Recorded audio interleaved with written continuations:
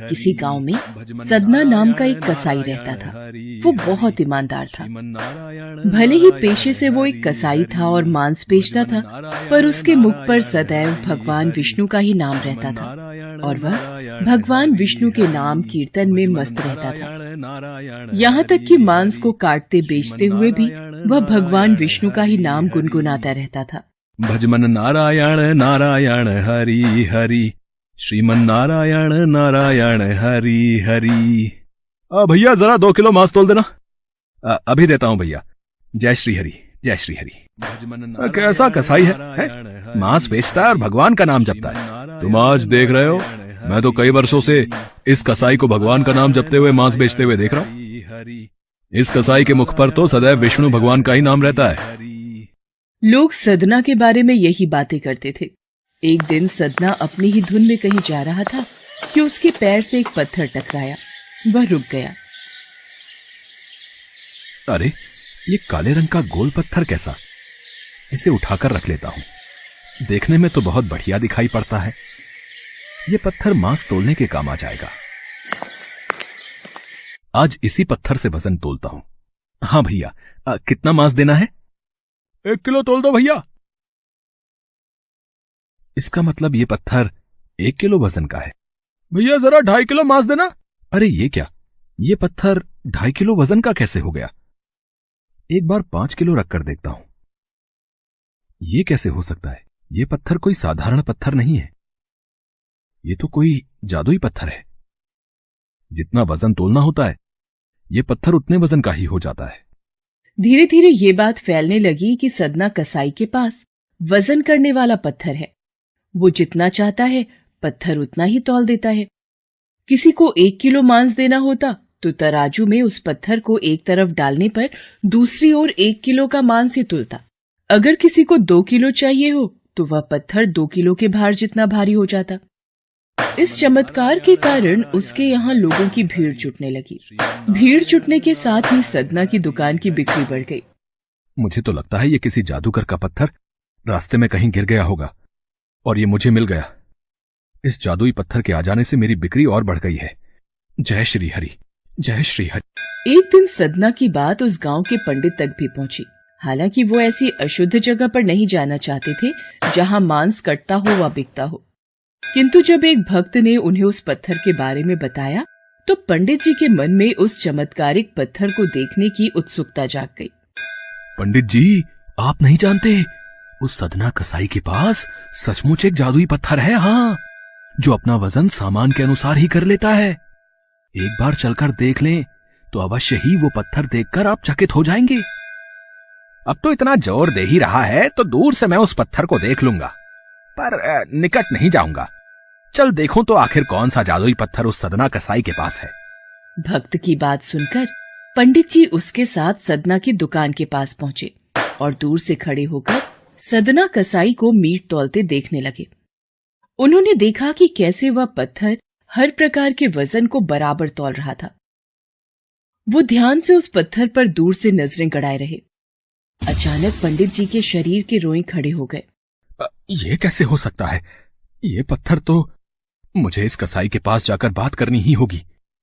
अब पंडित जी, आप और मुझ कसाई की दुकान पर, मैं आश्चर्यचकित हूं। आइए, कृपा करके यहां बैठिए। मैं आपकी क्या सेवा कर सकता हूं? सदना, तुम्हारे इस चमत्कारिक पत्थर को देखने के लिए ही मैं तुम्हारी दुकान पर आया हूं। या यूं कहें कि ये चमत्कारी पत्थर ही मुझे खींचकर तुम्हारी दुकान पर ले आया है। पर शायद तुम इस बात से पूरी तरह अनजान हो।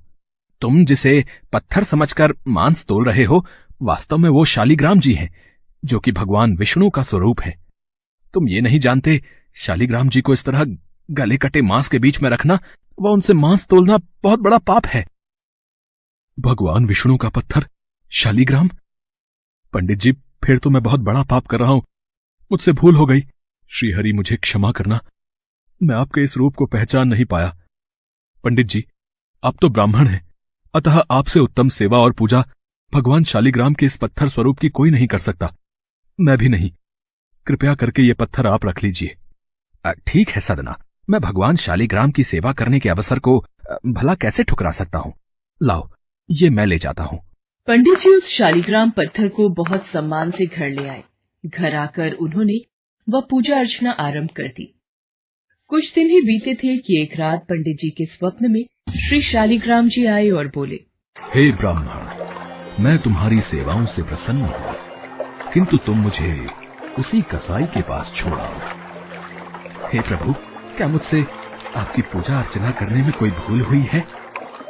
ब्राह्मण, तुम मेरी अर्चना पूजा करते हो, मुझे अच्छा लगता है, परंतु जो भक्त मेरे नाम का गुणगान कीर्तन करते रहते हैं, उनको मैं अपने आप को भी बेच देता हूँ। सदना तुम्हारी तरह मेरी पूजा अर्चना नहीं करता है, परंतु वो हर समय मेरा नाम गुनगुनाता रहता है, जो कि मुझे अच्छा लगता है। इसीलिए तो मैं उसके पास गया था, और जो भी मेरा नाम सुबह शाम जपता है, मैं तो उसी के अधीन हो जाता हूँ। सदना के मुख पर सदैव मेरा ही नाम रहता है, इसलिए मुझे वो अति प्रिय है। सदना मुझे निस्वार्थ प्रेम से याद करता है। मैं जानता हूँ तुम्हारी ही तरह वो भी मेरा परम भक्त है। ठीक है प्रभु, जैसी आपकी आज्ञा, मैं कल ही आपका ये स्वरूप उस कसाई को सौंप आऊंगा। पंडित जी अगले दिन ही सदना कसाई के पास गए व उनको प्रणाम करके सारी बात बताई। सदना, तुम महान हो। भगवान विष्णु श्री हरि ने स्वयं तुम्हारे पास रहने की इच्छा जताई है। वो चाहते हैं कि उनके आशीर्वाद स्वरूप ये शिला सदैव तुम्हारे पास ही रहे और वे तुम्हारे द्वारा की गई सेवा का लाभ उठाएं। सच पंडित जी, प्रभु श्री हरि ने ऐसा कहा। वो मुझ कसाई के पास रहना चाहते हैं। यदि प्रभु मेरे पास इस दुकान पर, जहां मैं मांस बेचता हूं, रह सकते हैं, तो मैं क्यों उनके लिए अपना सर्वस्व छोड़कर उनकी भक्ति में नहीं लग सकता। मैं अब से मांस नहीं बेचूंगा। मैं अपने श्री हरि विष्णु भगवान की भक्ति में लीन रहूंगा। मेरा आज से यही नियम है, भगवान श्री हरि की भक्ति करना। पंडित जी ने श्री शालिग्राम जी को सदना को सौंप दिया। सदना कसाई की आंखों में आंसू आ गए। मन ही मन उसने मांस बेचने के कार्य को छोड़ देने का विचार और निश्चय किया कि यदि मेरे ठाकुर को कीर्तन पसंद है तो मैं अधिक से अधिक समय नाम कीर्तन ही करूंगा। आगे चलकर सदना कसाई भगवान विष्णु के परम भक्त कहलाए और उनकी कीर्ति व नाम चारों दिशाओं में विख्यात हो गया।